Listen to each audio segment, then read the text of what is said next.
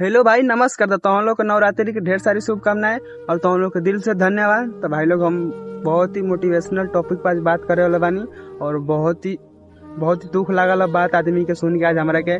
काहे कि आज हम वीडियो बनाओ जात रहे नहीं, चाहे भाई हम रील भी बनाई ना, चाहे कुछ भी हम वीडियो भी शूट भी कर रहे भाई लोग, तो हमारे गांव वाला देख के बहुत ही जरे लो और बहुत ही मतलब अपने मन में गाली ओली जो भी आवेला, मतलब जौन भी मन में आई ना त्यों ऊ बोले लगे भाई लोग। तो ई बात हमरा के सुन के बहुत ही दुख लागल भाई लोग। और तो हम लोग वीडियो में बनल रहो, चलो वीडियो को स्टार्ट करते हैं। तो फाइनली भाई लोग, हम आज एगो इंस्टाग्राम के रील शूट करते रहे स्टोरी लगावे खातिर। तो भाई लोग, एगो चाचा लगे पद में, तो ऊ देखल हन, तो हमरा के बहुत ही मतलब गुस्सा में ताकत रहन, पता ना काहे, शायद रील बनावला की वजह से।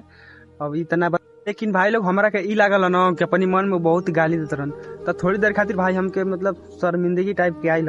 तो हम तो सोचनी चल तू भाई अपनी मन में गाली देता रह, कोनो दिक्कत नहीं के। हम का करतनी हम ही जानते ना भाई, बस हम अपना से मतलब रखतनी, बाकी दुनिया वाला कुछ भी करो। काहे कि भाई आज हम गरीब बानी, आज तू हमरा के ताना मारता रह, ठीक बा, ताना मारल कोनो बात ना। लेकिन जहिया हम वीडियो बना के वायरल होइम ना, तहिया हम तोहरा के दिखाइम कि हम का चीज हई। और ऑल बात वायरल होके के छाती ठोक के दिखाओ तनी कि हमार भाई लोग का आशीर्वाद है, भाई लोग का सपोर्ट बा।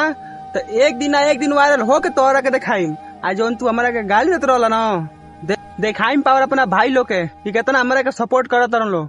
आवे 10 समय तो भाई लोग मन में हम ठान ले बानी कि वीडियो बनावल ना छूटी और वायरल हो के दिखाइब हम।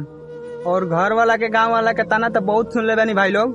देखियो ला, एक दिन वायरल तो जरूर होई। भले हमारा चैनल पे 100 गो 150 200 व्यूज आओ तो हमके कोनो फर्क नहीं पड़ा। उतना भी हमारे भाई लोग को सपोर्ट बा तो उन लोग के दिल से धन्यवाद। लेकिन उतना भी आवत है व्यूज भाई लोग ना, तो साल भर ना 2 साल मेहनत जारी बा एकदम। लेकिन तुम लोग सपोर्ट कर छोड़ो मत भाई लोग।